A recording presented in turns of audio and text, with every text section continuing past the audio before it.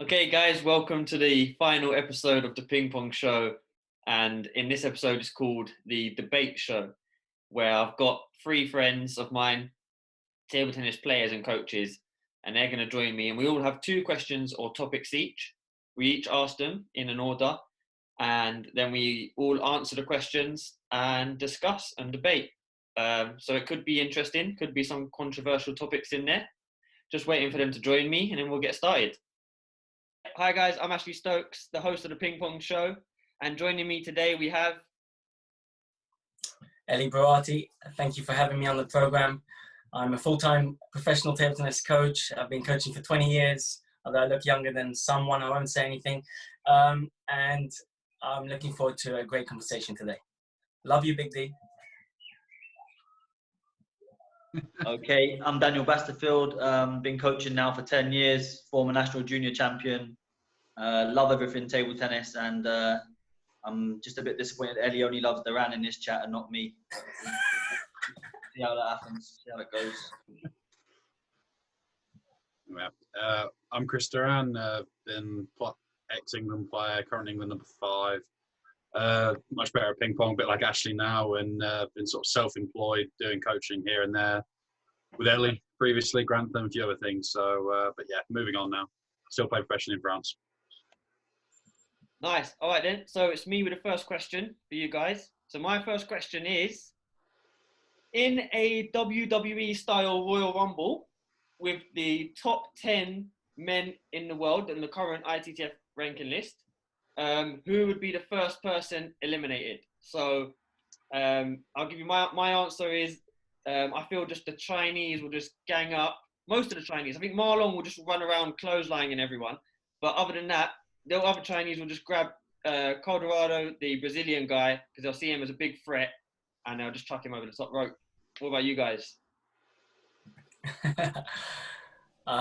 Only top 10 men, or you got women in there as well? Only men?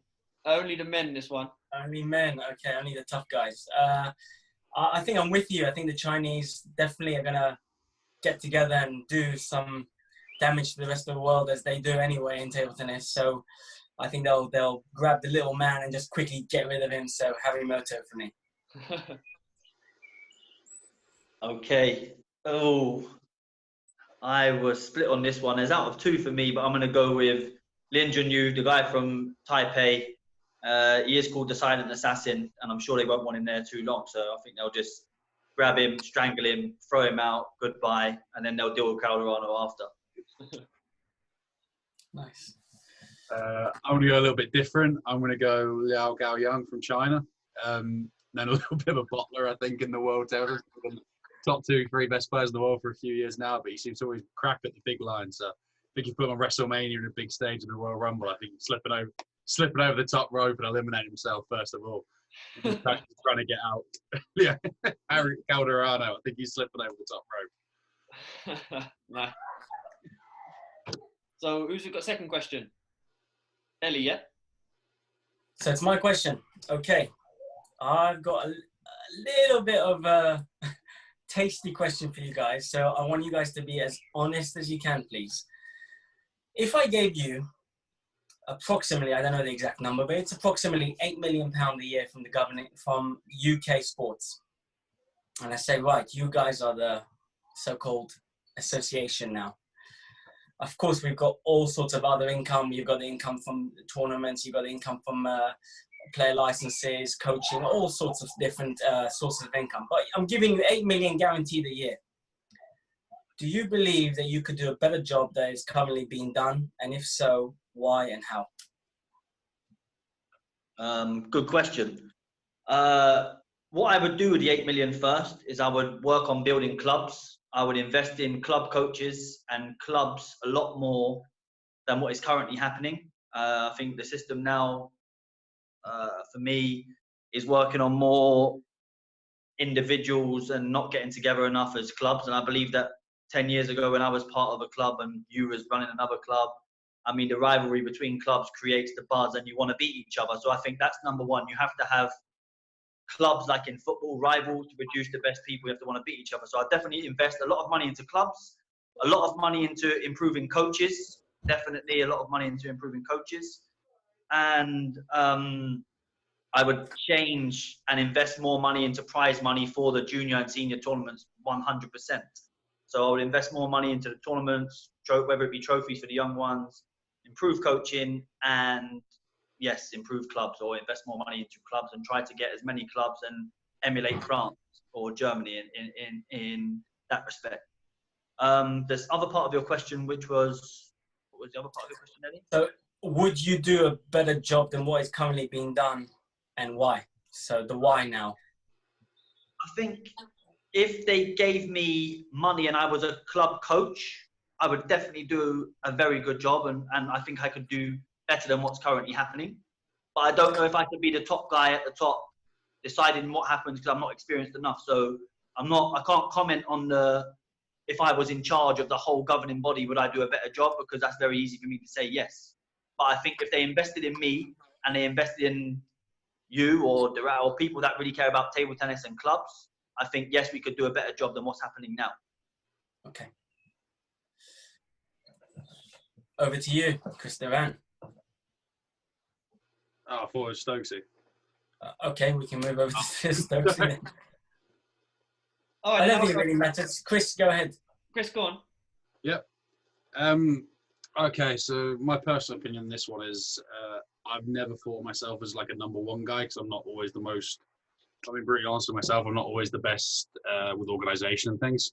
So I think putting myself at number one, but I could lay the foundations for it. But if you had 8 million, I think similar to what Basti was saying, there's two key areas that I would do. Is you would invest on a very, very basic club structure, and I would do it regionally. So you try and get somewhere that would be within, say, an hour, if possible, and have one in London, which is the no-brainer because London's London. I do what we used to do, have one maybe in Nottingham or Derby, which is neutral-ish for the Midlands. So some guys might have to travel 20 minutes, some guys might have to travel an hour and 15, but it's fair. And then you have one more up north, like Manchester or whatever it is in that regard. But it has to be geographically make sense. Because I think sometimes with some of these camps and things, it just don't make sense where the tournaments, the big tournaments are playing. I'm not so bothered about prize money in the juniors, because I think if you look at other sports, there's not really prize money in juniors. Even in the bigger sports, football and stuff, you don't get paid too much in the juniors. I would go more higher straight away in the seniors, and then, you're paying your way in the juniors a little bit, which maybe you give grants to the better players. And then at the higher end, you have to find somewhere like the English Institute in Sheffield that we used to have. The main difference is that you'd invest in coaches. I'd try and keep people in the game a bit longer. So maybe instead of spending 20 grand a year to some coaches, maybe you spend 20 grand a year to sort of like a player coach, someone that might be going out slightly. Like Perry was brilliant before. Alex Perry, you could easily have him as a player coach doing various other things. Like when Carl Preem was great. He went out too early, in my opinion. It just seems that if you're a little bit different for whatever reason, you seem to get phased out quicker. So I'd have a national setup for the actual elite with that money, and then I'd have 3 different performance centres for the younger ones. That's how I'd do it. Do I think I could do better?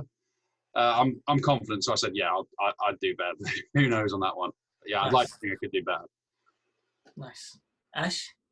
All right, I'm going to do a short answer than the other guys. And just to remind you, you haven't answered yourself yet. I will answer. I'll answer, yeah. For me, I honestly don't think I could do a better job, because I don't have the passion that's needed. But I feel that you just need people maybe in certain positions that do have more of a passion and more care, more in certain situations. But yeah, I don't know enough on the subject. So I'll probably pocket the £8 million like the ITC a 4-year ban. That's a good idea. Corona for 4 years. Yeah, I put it in an offshore account, and yeah. It reminds me of someone. I'm not sure who it is, whether in some IT something. Yeah. That's a good one. Okay, so coming to me, it is a difficult question, and I think you can. It's almost a losing position, regardless of what you do and how you do it. You're always going to get criticism from many different directions. Having said that, I do agree with all of you guys that we need some passionate people inside the system. there's certain things that I would change. First of all, I would use the money to build a fantastic fundraising team so we can get more money. And with that more money, then we can invest more into the sport and more into tournaments, clubs, coaches, and the things that all you guys mentioned.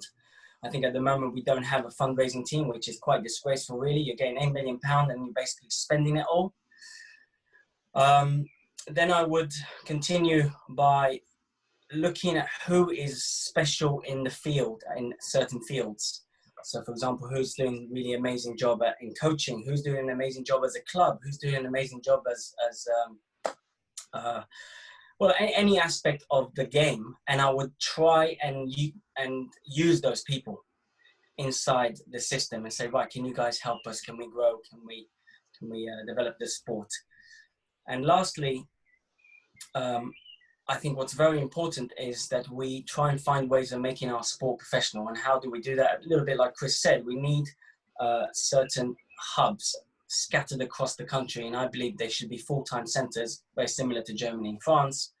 And we need to find ways of helping clubs, current clubs, to help them to upscale what they currently have and then make it more of a professional club. So if some club, we go to the clubs as an association and say, look, we can help you fundraise, we can help you by giving you a bit of money ourselves, build a full-time center and make it special. And then when you've got lots of full-time centers, then you can have a professional league and then everything goes from there. The base is strong, the leagues are strong, and the top is strong. At the moment, we have a couple at the top, very, very weak, but lots at the bottom, and then we have no middle. And that's my answer. Sorry for dragging it out. Okay, on to me next, is it? Okay. Lead me quite nicely onto this one then. Just want to know your guys' opinion on coaching badges, levels. Do you respect them? How important do you think they are to have? I think it will be Duran answering first. Okay. Oh God. Yeah. No. I'll be honest. I was actually really busy when I did my level 1 and my level 2 because I was basically told that if you don't have level 2, it's really difficult to do anything. Really coaching wise, they just don't even really let you through the door. And then I was doing my level 3. Me and Ash were actually in China at the time. I'm playing the China Super League and things, and I kind of ran out of time and stuff on it. But halfway through it, I was thinking, like, I already know everything on this course. I'm not mean to sound arrogant. I'm not learning one thing on this course at the time when I was doing it. So it's like, do I need this personally to feel myself as a better coach? I'm just saying that for me personally, I didn't find it was that beneficial to me as an individual. So just because, I mean, like, I use an example, like Henry Arthur, I love Henry Arthur from Northampton, we're unbelievably good friends. I'm level 2, he's level 3 now. So does that mean I'm an inferior coach to a local coach? Doesn't necessarily mean everything to me on that one. So, I mean, look, if you feel you need the coaching badges to get in the door, then it's all welcome for you. But I don't think Ellie's going to personally, do his summer camps. Is he going to go down the list and say, I need 4 level 4 coaches to coach on my camp? It's a tough one. I think you need them up to an extent, but then I think, if I'm being honest, you can make exception for a few coaches, because would Cookie have got the job, the England job, if he had no coaching qualifications? I don't know. I think those decisions are already made, but that's my opinion on that one. Nice. Sorry, could I butt in one? Yeah, so do you agree with that? So if he has no coaching qualifications, if he had none, if he had 0, would you agree that he should walk into that job? Just a yes or no, conscious of time. You need a thorough interview. You can't just give them the job. But no, 0, I'd say no, but like, it's... Okay, that's it. That's fine. Yeah. My answer. So with this one, it's basically my opinion on coaching badges, right? So I'm just going to go personal. So for me personally, I didn't value it until I knew I needed it to get a job, because it entails a lot more than just technical knowledge. Obviously, there's stuff around child protection, etc. And I was working with young kids at the time in a school. But then once I got to that level, I did feel that if you wanted to then pursue a career in coaching at a club, it depends on what the club want, I suppose, and what boxes you have to tick. I think then it becomes a box ticking exercise rather than this is your actual level of ability. And that's how I value them.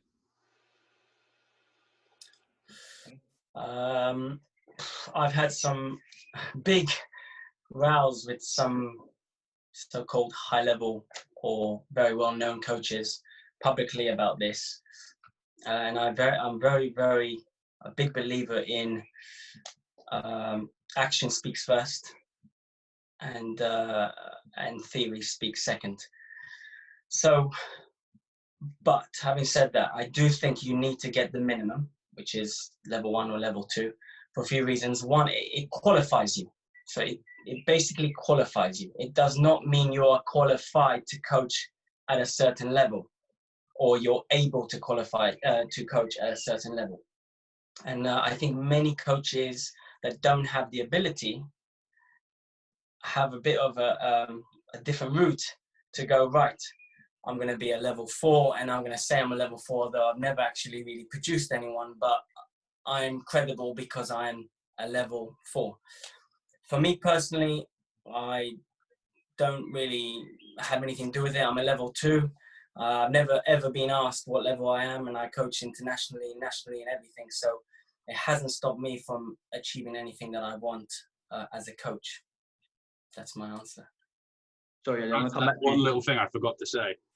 Okay. Like, I remember when I did my level 1 and my level 2 course, the adjudicator kept asking me questions I had the same thing. if they were doing it the right way. I also had the same thing. Yeah. Oh, well, there you go. That was literally what I was going to say. It says everything, doesn't it? Ellie, sorry, just to go back to you for 1 second. So you say produced anyone. You say that, a level 4 coach might not have produced anyone. Alan Cook may never have to produce anyone because even though he could be a level 4 and have the knowledge, he may not be able to produce anyone, but he might be good when they are produced, if you know what I mean. And then you can have someone that's never produced or can't do that and be a level 4 and do that. Would you agree with that? Or So what is the actual question? Because you said that so Alan Cook has never produced anyone. I don't think. Maybe he has, but I don't know. I think maybe he produced Bradley Billington, but I could be wrong. From my knowledge, maybe he has, but right now that is not his job. So, and if he had never done it before, did that not give him the right to have a level 4? Would you say, or? I wouldn't say it doesn't give you the right. I'm just saying that you have to prove yourself in the position that you're in. So a lot of people might get into the door because they say, right, I'm a level 4, give me the job. But what have you done? There's so many coaches out there now, more than ever, they're using the back door of, I'm a level 4, I'm a level 3, hire me. Where people like ourselves, I don't know about yourself, Daniel, but I'm a level 2, Chris level 2, but if you're talking about producing and doing, I don't think there's many people out there, not just in England, but in Europe, who have done the things that we've done. So, okay, I always say it like this. If you're ill and you need surgery, you got 2 doctors, both of them got degrees. One doctor has the high level of degree, one doctor's got just the degree, so he's got the qualification. Would you take the guy who's done 100 surgeries and passed every single one, everyone's healthy, or would you take the other doctor who's got a high level but has never done a surgery? Who would you take? Yeah, I would take the person with more experience, but then in a sport like ours, I would choose passion over anything rather than life or death. But if the person that's carried out 100 years of coaching and now no longer has no passion, and a new kid that's just turned 18 maybe hasn't done anything, I would take that. So anyway, I agree. I understand what you're saying. I understand. And I think to produce, you have to have the passion. A lot of these guys who do have the so-called qualifications, do they have the passion? Well, why is there no substance behind them? If there was substance behind them, then they wouldn't need to use the word, I'm a level, blah, blah, blah. Never in the history of my 20-year career of coaching have I ever said to anyone, I'm a level 2 coach. Never. Why would I use that? Okay. And everyone who introduced themselves today, no one said, oh, hi, I'm a level 4. But I do see these coaches going around, and the first thing they do when they introduce themselves, I'm a level 4. You see what I'm trying to say? Yeah. Yeah, good answer. Good, yeah. Guys, we have to continue that one in the comments. Yeah. Question next. Dan, did you answer your question? No, I went back to these guys. My answer is quite. It's I believe that if you are good enough to have a level 4, you should strive to get a level 4. Like in football, you know, you could argue Steven Gerrard knows everything. Does he know everything about coach? He still needs to get his UEFA B or UEFA A. So I do think, no matter what you think of the courses, I think you should strive to be a level 4. That's just an opinion of mine. Maybe they won't improve you, but you never know until you do them. And it is nice if you are the best coach in England to be a level 4. I'm like Ellie. I don't think you should go around saying, hi, I'm a level 4. And I agree with that. But I would like to be a level 4 coach, just for the reason that I love my game, I love the sport, and it'd be really interesting to be at the top and just feel like I've accomplished something. Can I just stop you for 1 second? Sorry.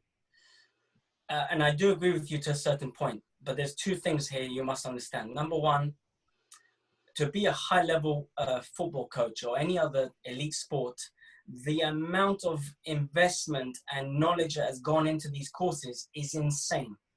Ours is, I don't mean to be rude, but it's very much a money-making system. Second of all, wouldn't you rather invest that money that you would have the level 4? And this is kind of what I've done. Instead of spending £500, £1,000 to get these levels, I've gone, right, this money that I'm effectively saving, I'm going to spend it on going out and learning from the best. So I would go and visit the best European coach, whatever. I'll go and learn from different clubs. To me, that's far more valuable than going, right, I'm going to sit an exam, I'll do the paperwork, probably copy a few people because I don't know the answers, and then happy days. You know, that's what a lot of these guys do, and that's the truth. I completely agree with that. If you told me, would you rather go and, I mean, I try and go to as many European championships or go and visit as many clubs as I can. I went to Swerve last year. I went to Gula Plymouth. I go abroad quite a bit if I can. If I could afford both, I would definitely do both. That's my answer to that. If you could afford both, if I could only afford one, I agree with you. If I could afford both, I would definitely do both. One thing I will say I will agree with is I remember doing my level 1 and 2, and I went to Pete Charters, and I'll say his name. I went to Pete and I said, Pete, these coaching courses are not very good. I think this is a long time ago. I think this must be 5, 6, 7 years ago. I will say one thing, and I done a level 3 this year, and on the weekend where other people run it, it wasn't to do with table tennis. I learned a lot about mentality. I learned a lot about styles. I learned a lot about styles of coaching, a lot about when you shouldn't talk, when you should talk, your body language. And it's not that I'm learning, but it reinforced a lot in my head, as it made me self-conscious again, which is always nice. Like that's why we're having these chats. It makes you think again. So I might not have learned anything new, but it reinforced stuff and made me realize, oh yeah, I forgot about that. Or I agree. I shouldn't think. So I think my last level 3 course was really, really good. But I agree with you, the 1 and 2 wasn't good, and I haven't gone back to do that right now. But my last level 3, the part which wasn't run by Table Tennis England was better, but the Table Tennis England one was an improvement on the 1 and 2 that I'd done previously. So hopefully they're going in the right direction. But yes, I'd agree with you. Visiting clubs in Europe is definitely more beneficial at the top end of the game, in my opinion too. So, and again, it all comes down to you personally. You know, everyone's different. Their mindset is different. For me, that was never important to me to go there and do homework and be like a student. To me, it was important to go and speak to the guys who are actually doing the real deal and going inside their brain and bringing it out and trying to make it partially my own. Yeah, sorry, the one reason I would say I would want to get a level 4 is because if it was me and you against the job, you would believe I could do it.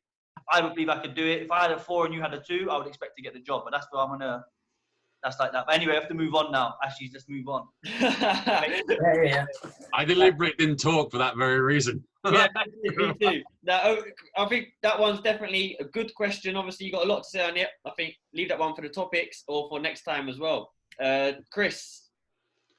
Okay, so mine isn't as shall we say, discussion based as that. But I said, if you could work with any English player ever, and you could pick the age of the player, whatever age you want to start working with them, who would you take, with the one criteria being that they never became a senior national champion? Okay. They didn't reach their peak. And just for the record, you can't have anybody in this chat. Okay. Just so it doesn't get awkward on that one. I'll go last on this one. So Yep. Okay then. Yeah, so it's me first. And the first name that comes to my head is Darius Knight. Because, and at what age? When he was young, like 12, when he was a young You can pick the age, any age you want. Yeah. The age when he's like his best. No, I'm joking. When he was like 12, 13, because working with a inner city London kid is the kids that I relate to best. They're the ones I work with, and obviously he was such a talent, or is such a talent. And I think just that sort of character, those sort of kids similar to myself or whatever, that's the ones I work with best. And to work with a young Darius in his prime, or that young, hungry, willing to do anything to make it to the top, that would have been a dream for me. So yeah, that's my answer to that question. Nice. I think probably people are going to call me biased, but it's the truth. It's my old student, Zach. I love to have known how far he truly could have gone. I look at many players his age now, and they're super high level. And he was a pain in the ass, which is the truth, but he was the most amazing person to work with, because it didn't matter what challenge I gave him. It didn't matter how tough it was. He was always willing to grind that little bit extra to find the answer. And that's what makes someone special. And that's probably why he's very successful in his own right as a singer today, and very successful in anything he did. He was just a magnificent person to work with. And he is a truly amazing human being now, even though many years ago, everyone would have disagreed with me. So yeah, that's definitely for me there.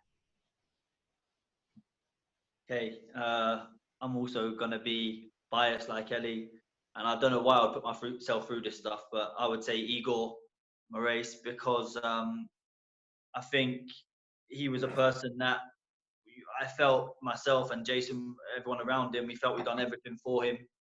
And he's probably the one kid where, even though I felt, you know what, he could be a bit disrespectful, didn't work hard, he was a showman, all these things that people say, and I agree with some of it, but I would do it all again, just because I could change one thing and that could change it. And I really, that's one person I'm really, really gutted that is still not in table tennis, just because of his family situation. All of the brothers played table tennis. Yeah, just none of them really been in the sport anymore, to me is just crazy. So yeah, just because he's close to my heart, I would say Igor. Nice. Yeah, lovely. No, I really wanted to go with Bagley for this one, because from all the stories I heard was, he was number 1 or 2 in Europe in the juniors, but I did the stipulation where you couldn't become a national champion because everyone had just said Pitchford at 12 or Paul at 12 or whoever it was. So I ended up going with someone that I did actually work with. I went with Matt Leet, but I only started working with Matt Leet when he was 17 and a half. I worked with him for 6 months, and he went from 6 or 7 in juniors in England, and clearly number 2. And we clicked like that in a way that you don't click with, because we had a lot of similarities. And then after I left Grantham, let's be honest, mistakes were made. He overtrained, he hurt his shoulder, and now he's finished. He's working for Jula, Breitbart. I'm glad that he's got a job. But it's really sad for me to see a guy that was that talented just basically be done in his early 20s because he wasn't looked after properly. Now he's basically got a right shoulder that doesn't work.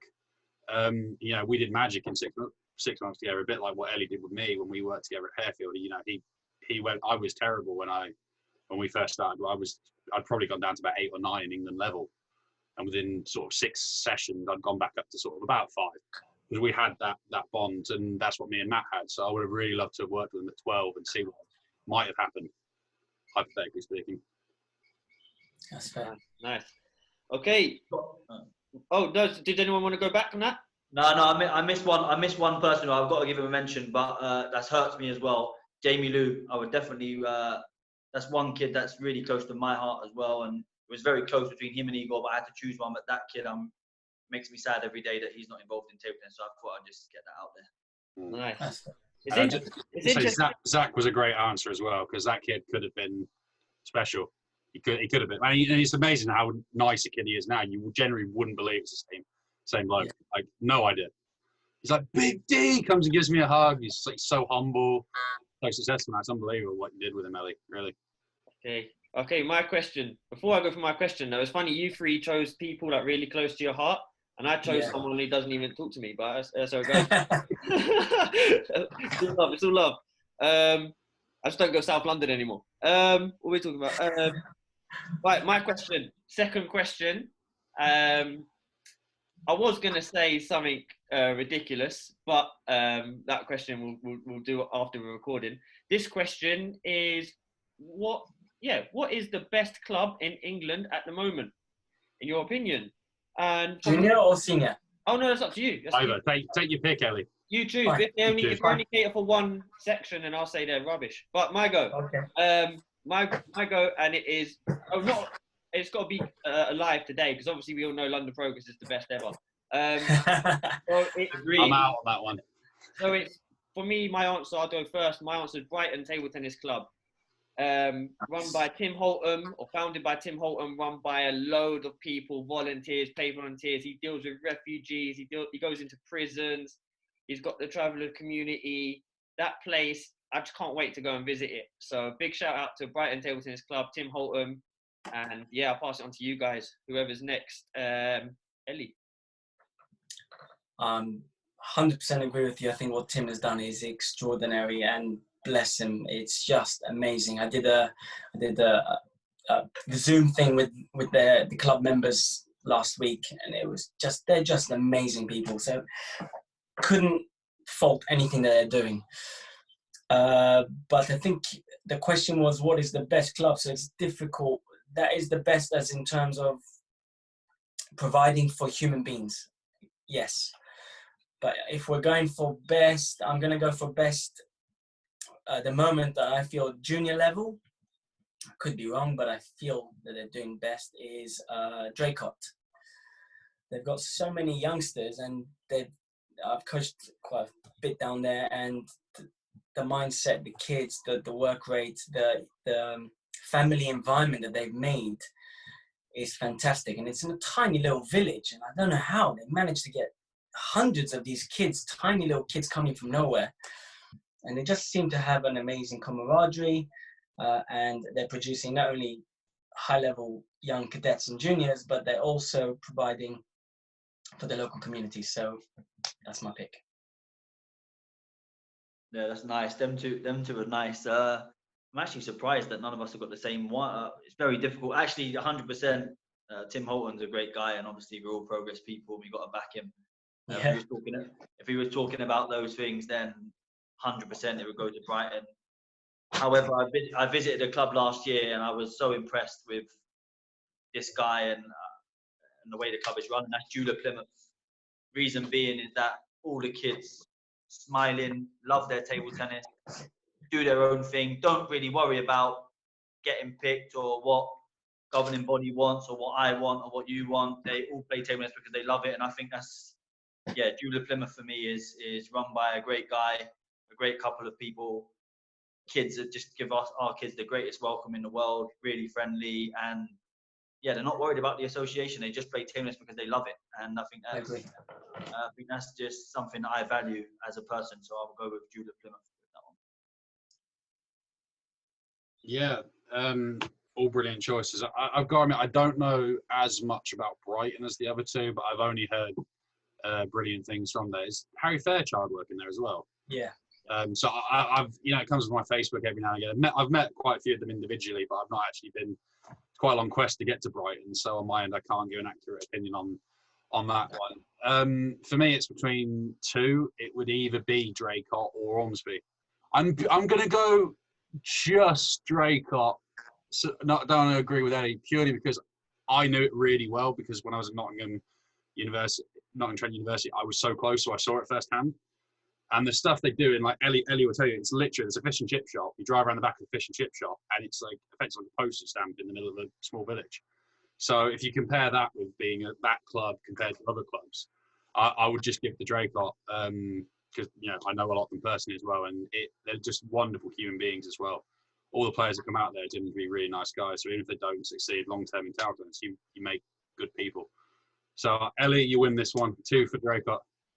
I've got to give a mention as well. Obviously, I couldn't say it because it's biased, but what Greenhouse do is real fantastic stuff. They work with over 8,000 people, and the centre I'm currently running, I will be biased, but there's 200 people in there every day now hitting table tennis balls. So, and it's in the middle of London, which is just, it's a dream job for me, and I'm really enjoying it. They've got 7 and 8-year-olds now that I get to work with, and what was really cool is that I now have a 6-year-old actually playing with an 8-year-old lady just before the coronavirus, and that stuff, what they're providing is really powerful, especially in London. So just give them a shout. But I didn't go with that because I didn't want to be biased. No, it's great. Yeah, good. You remember to mention them, Dan. Otherwise, you would have a P45 in the post. And sorry for cutting you off, Chris, but I know some of the questions coming later, so I know what road you was going down there. El, you'll go. Where's my worksheet? Okay, so you can correct me if you think I'm wrong as well here. I go around the country now over the last 3-4 years, coaching in almost every club, in almost all around the country. And what seems to be evident is that there is pockets and cliques and politics and competition and rivalry between coaches, clubs, association, players, you name it. And I don't ever remember that in my youthful history, but it seems to be more than ever. And I feel like it's possibly at its peak now of the last 3, 4, 5 years. I could be completely wrong because obviously I didn't go round as much as I do now. Although I did go around clubs when I was younger, and I did go around as a coach as well, but not as much as I do now. Having said that, I do feel that there is many divides. Do you agree? And do you feel that there's something that's causing this, and can we turn it around? Yeah, it's a good question. I like rivalry, but right now it's not healthy. So I would say there was definitely rivalry when I was playing. There was definitely people I wanted to beat more, clubs I wanted to beat more, including your one. I would agree that it's gone the wrong way now. I think it's parents and coaches are having the rivalry rather than the players. And I think it rubs off on the players. And I think that, I'll just give an example, which I spoke about to a few people before. I remember when Jamie Lou went to Ackworth, and I was at British League, and there was a group of like parents and different people all ecstatically happy when he lost the match, and it wasn't even to their own child, just because they wanted Ackworth to fail. And I think that now it could happen to Grantham, or people that are not inside those systems that are funded by TTE, people outside want them to fail, or maybe vice versa. But I definitely think that it's unhealthy at the moment with what's happening. I haven't been round as much as I'd like to over the last year due to having a baby and all these different things. But before that, I was going around a lot, and yeah, I'd agree with you that it's gone. The rivalry now is not where it should be. The rivalry should sit between the healthy competition. Yes, around the animals that should be chasing and trying to beat each other. And I think that's kind of gone. I think the kids or the young people, I can't speak for seniors, but they don't have the fire, the rivalry that they should have. So I think other people are creating that rivalry, and I think that's the wrong thing to do. So yeah, I would agree with that. Yeah, and hopefully it changes. Hopefully it does change. So any advices to any solutions that? I think parents, John Kaufman is a legend. Parents, you drop your kids to the hall, you clap, you support, you give them a hug. Coaches, you coach. Managers, you manage. and that's the way it has to go. That's I think great. now I see parents carrying kids' towels to a table. I see parents rocking their kids of 14, 15 on their knee after they lose. Like that stuff, like let the coach deal with the coaching aspect, let the parents. So yeah, I think that stuff has definitely changed. And yeah, I think back 10 years ago, we didn't have that. 10 years ago, I was a player. If I lost, the coach could absolutely rip into me or give me a hug, depending on what the coach felt. My parents wouldn't be involved until it was time to love me. So I agree. I'll keep it short. I agree. Thanks. Big D? Yeah, it's a really one that, for me, it's control what you can control.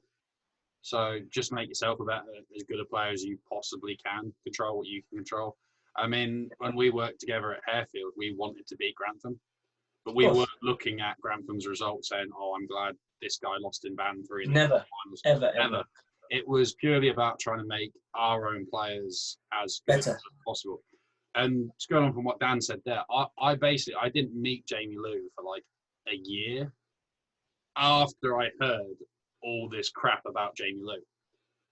And I've never even met the guy. And I have this like preordained notion in my head, this kid must be like an arsehole, or he's arrogant, or his dad's paid the coach. I'm thinking, and I met him at the Junior Nationals for the first time, coached a mixed doubles match against him. And the guy was the nicest kid in the world. I mean, he might not have been the best player, might not have been England's new pitcher, but I mean, you can't blame a kid if he gets picked. It's just not right. And I don't know if what forced him out of the game or whatever it was, but that's just not right. But I'll give you an example. I coached a girl, Evie and Callum, brother and sister, after the Fusion camp last year. And it's called, I think it's the Interregional Games or something, the one that's one down from the UK School Games. Whatever it's called. Basically, if you're top 8 in the country, you're not allowed to play. And she was number 3 seed, and she lost to the number 1 or 2 seed in the singles and the team event, right? So I had to coach her in the singles the next day. And she played in the semi-finals, the girl she lost to the team event. And she was talking to me before the whole game, "Oh, I'm so nervous, I don't have to play, I don't have to play." I was like, "I've watched you all day, you're a better player, you will be." So basically, long story short, before the match started, she made me give her a pinky promise that she would win the game. So you've got this 6'8" guy giving a 12 or 13, literally a pinky promise like that, nothing more than that. And I had I'm not going to name which individual it was, but one of the individuals had a word with me afterwards about being inappropriate with the child about this. You've made contact with the child and it's, setting a bad example. And I'm thinking, is this really what it's come to? Seriously? So what, high fives are not allowed in 3 years' time or whatever it is. So I do feel like sometimes what's best for the child, what's best for the individual isn't looked at properly. Maybe that's slightly off track on that one, but I just think just control what you can control, make yourself the best player you can personally make yourself. And it goes back to what I said in a previous discussion about in England, it seems to be so much a fascination on your ranking and how many national titles you've got. Whereas in other countries, like, "Oh, I'm only a junior for this long. I just want to become as good a player as I can. So when I'm out of the juniors, I'll be a better player." Whereas in England, it's like, "Oh, I've got 3 4-stars this year, so I'm a better player than X, Y, Z." So that's my take on it. Okay.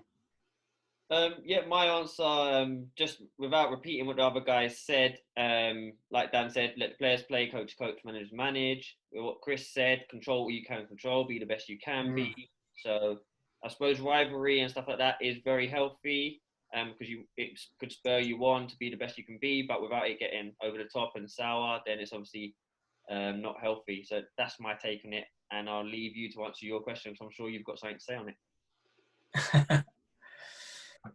Well, yeah, I mean, like I said, so going round it really has felt that it's become a bit nasty, and that's where it becomes very painful for me as a table tennis lover and advocate for the sport to see these people clashing head to head like this in a negative manner. And I actually wrote a blog about a year ago or so saying it would be really nice to try and maybe start a tournament where all the players, coaches, maybe even parents as well, we start before the tournament starts, we can all maybe quickly shake hands, we run past each other, like a bit like they do in football. I think that's a great little peacemaking before we start, because it feels like you walk in the hole and everyone's dead silent, and everyone's looking at you, and it's like hunters. Even you walk into clubs, same thing. Like, well, what's he doing here? Why is he in our club? Stuff like this. I hate that.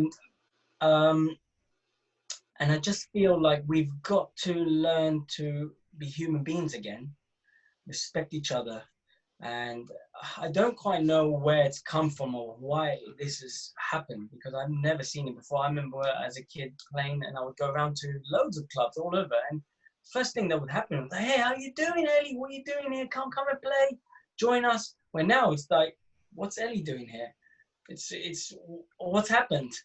You know, it's a sport. It's meant to be love, passion, and hard work. Of course, competition. I'm not denying that. We all love competition. I know I love competition. Most of us do as well, which is why we compete. But I think we need to try and find the root of the problem so we can fix it. The root I don't have yet. That's why I asked the question. Okay. Yeah. See that one in the comments. It's a good question because it's really important. How do I look at the comments? Oh, chat. There is no comments now, Big Deal. Be later, I think. But it's really important. It's really important because I hate it. I don't like it. I just want everyone to be the best. When I was younger, I hated losing to certain people, but the best man won. You shook hands at the end. Yeah. And you forgot about it the week after, and it was all over. And I think now, it's just going on too long, and it is quite sad. So yeah, hopefully, it's a really good question. Hopefully, people can get involved off here and come together and really try and solve it and fix our anything we can do. So that would be great. I hate the weak handshake. Oh, I hate it so much when you get the finger touch. Like, oh man, what are you doing? So you just lost the match 11-9 in the 11-9 in the fifth or whatever it is, and you just like. Yeah, they've done that. They've done that a lot in China, but then I went to the toilet and there was no toilet paper, so I went that fast. Go on, then, Dan, your question, man. Okay, this one is quite an interesting one, but just good to see people's answers. Which coach in England would you choose to coach your child? I know Chris and Ashley, you don't have children yet, but if you had a child of, I don't know, 7, 8 years old, 10 years or whatever, wanted to get involved in the game, loved table tennis, and was ambitious to get good. You can't choose yourself. Which coach, English coach only in England, would coach your child and why? It doesn't have to be English nationality, just a coach that coaches in England, residing in the UK. That we all know, and just why would you who is it and why would you choose that person? And I believe it's on Ashley first. And last one, has to be current, so you can't say John Kaufman because he's not in the game. Has to be current coach. Who would you choose currently? All right, you know what? My answer was John Kaufman, and he's in the game, mate. I'm telling you, he's in the game. He's behind the scenes. But okay, I like that because he is in the game. I won't he is in the game.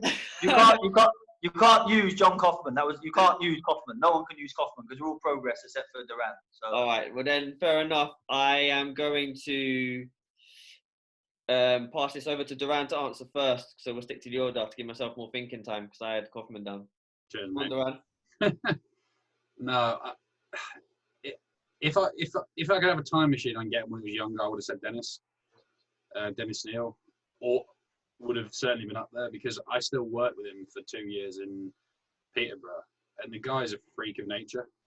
I mean, he's 72. He worked like ridiculously long days, like for hours upon end. He's still working, but because it's a child that we're going to work for a period of time, it would have been between him and. Again, I know he's in this convo, but I would have probably said personally, I'd probably put Ellie up there.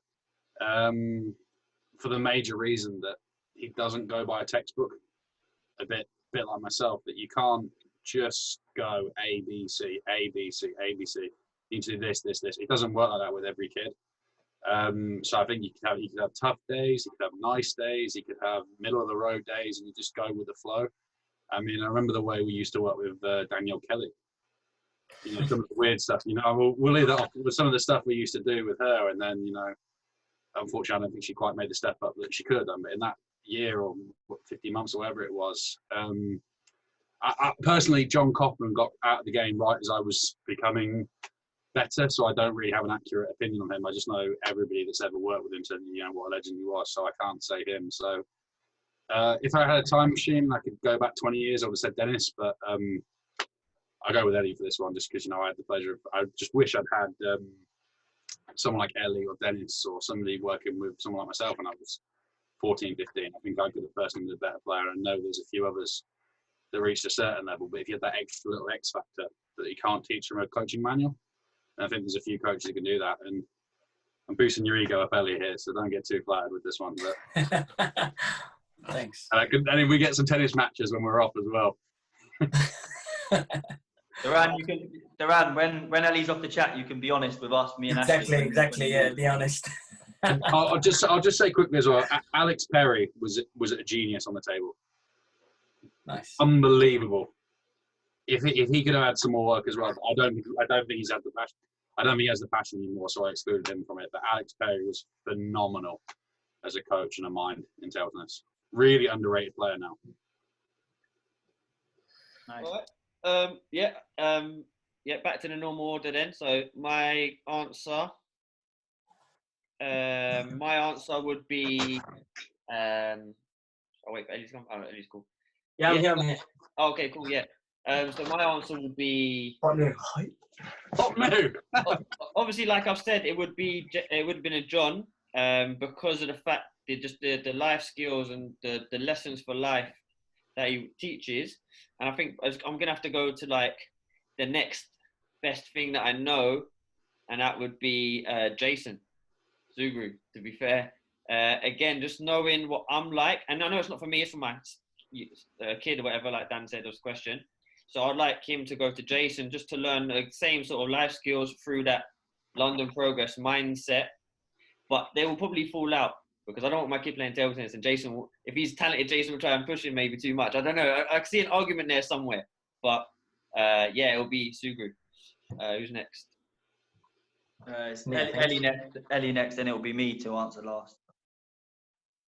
You see, it's a good question. It's a very difficult question because I'm a true believer in there is no coach that fits everyone. And I might be the best coach for Jimmy, but I might be the worst coach for Harry. So you have to, as a parent, first assess your child and understand their mindset. And like Ashley just said a minute ago, it might not work with Jason, even though Ashley respected Jason, but it might not work because of what he said. So you have to, important lesson here for parents, you have to really assess your child and understand their character, their mannerisms, and then you have to hunt for that wonderful coach. If I had to pick a coach for my son, it would be, it could be a handful, a bit like Chris named a few people, but I would, personally, for my child, his character and well, I have two kids, but I'm picking one. His mannerisms and life lessons that he requires, I would pick Steve Brunskill. And I think Steve is a phenomenal human being, let alone as just a coach. He's similar to me. He's very innovative. He's creative. He's always looking to grow as a coach and his knowledge. And I think that's so, so important. If you want a top coach, you have to have a coach that is willing to consistently grow. Too many coaches lie on their laurels back to the levels.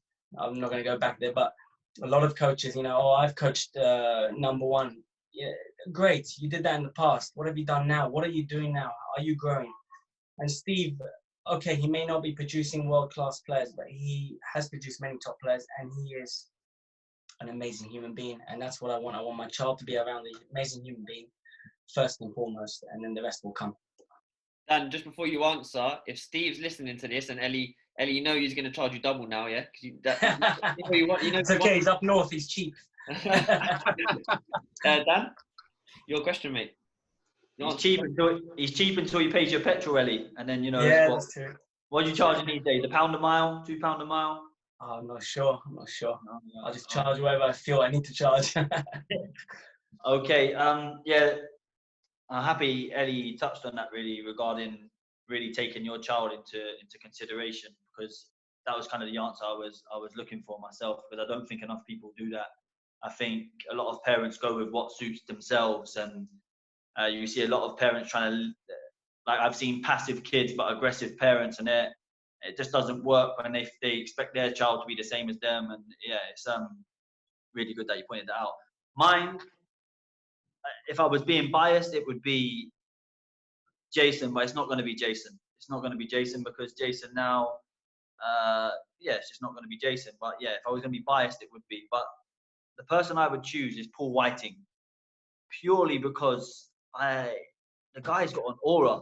Every time I go in there, he makes me laugh. All the kids smile. Everyone he coaches loves table tennis. And I remember playing for England, and this is at the top level, and I was happy for the first time ever playing for England. I don't think I would ever been happier playing under so much pressure like I was when he was in the corner. So I think, like, in terms of starting people off, getting them to love the game, yeah, like number one for me would be help my son or daughter love the game. That's number one. I believe he could do that. Number two would be, how much do you care? How passionate are you? You know, he runs his club. He's now not with TTE, does his thing, unfortunately for different reasons, but he stayed in the game. He's even got his wife cooking food when we're there. So he just loves table tennis. And then, like, he doesn't claim to know everything. I know that if he couldn't teach my son or daughter a forehand flick, he would get the person in that can. He doesn't believe he knows everything. He's willing to accept that, you know, maybe I can't do this bit, but I can bring someone else in. And someone that is very good at that is Babin Savjani, who does not get enough good press, I believe, because growing up when I was a young coach, Babin would just get me in. Daniel, spar with this person. Daniel, do multiple with this person. That is coaching, knowing what people need. So, yeah, I would go with Paul Whiting and give a shout out to Jason and Babin for different reasons. But yeah, Paul Whiting for me for them reasons. Can I just say quickly? Yeah, I forgot actually. I forgot Bavin, and also, sorry, Dan, yourself as well. It would be Bavin, yourself, or Jason. I need someone from that John Kaufman family tree, kind of someone of that ilk, that mindset, and obviously that's who I would want for my kid. Anyway, yeah, good question, man. Super question. I think we're on to Duran now. Last question, Duran. Make it a good one. I was stuck between two, and I'm going to blame Ash for this one because Ash picked this one. He preferred this one. So if you don't like the question, blame Ash, not Duran.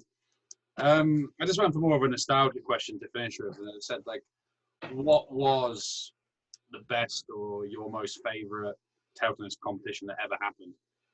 So your favourite World Championships, your favourite Europeans, favourite Olympics, a one-off event. I thought I'd finish a bit lighter than that, and then like a whole competition. And then because there's a less of a playing field to pick from, also what's your favourite ping pong match? Out of curiosity, just one individual match for the ping pong because there's a smaller results to pick from, if I'm being honest with you, and then one sponge competition that made you fall in love with the sport, or it's the best one that you've ever seen. Okay. Who's to answer first? You. Folksy, go on. You go first, mate. Me? All right then. Keep giving out going first, mate. So yeah. So final answer from me, and then I can switch off. No, I'm joking. So the best competition. I don't watch much table tennis. I don't really love it, honestly. I like the people in it, but I don't really like it. But in competition, I went back and done a bit of research. My favourite competition was actually London 2012 Olympics. Being in my hometown, and a special shout out to Dave Webberall for that point, that extraordinary point. Yeah. So so I'm gonna have to go for the London 2012 Paralympics and Dave's super point for the table tennis competition. And what was it? The ping pong match. It's your favourite match that you've seen? Ping pong match by far has got to be Andrew Bagley. Oh no! Tell a lie. Sorry.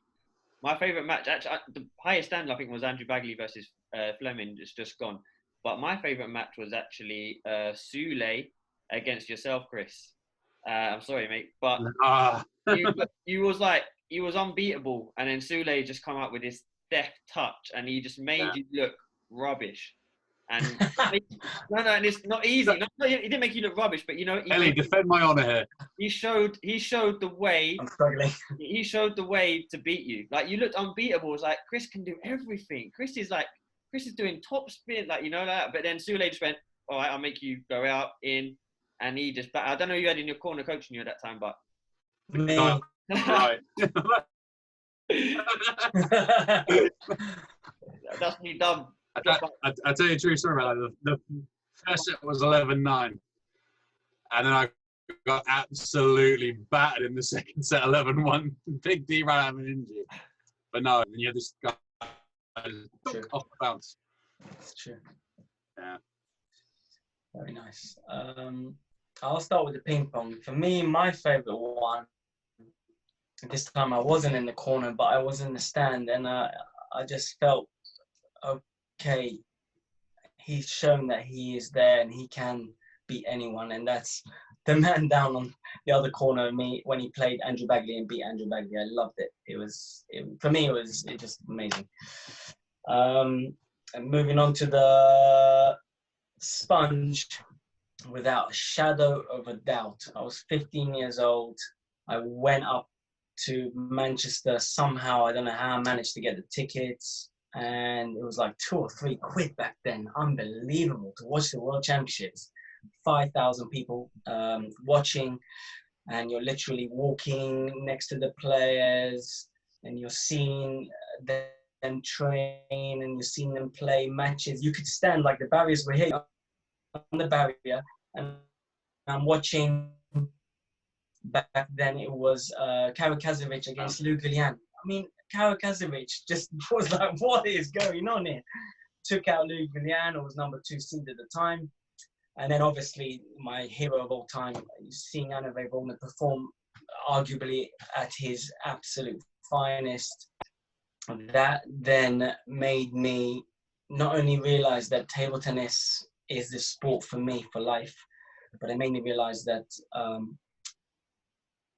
it's such a powerful sport that if you looked in the hall, you saw Chinese chanting, Jai Ho, and then you saw the French with Gatien's dad, trumpet, and you just saw so many nationalities so close-knit, in harmony and peace.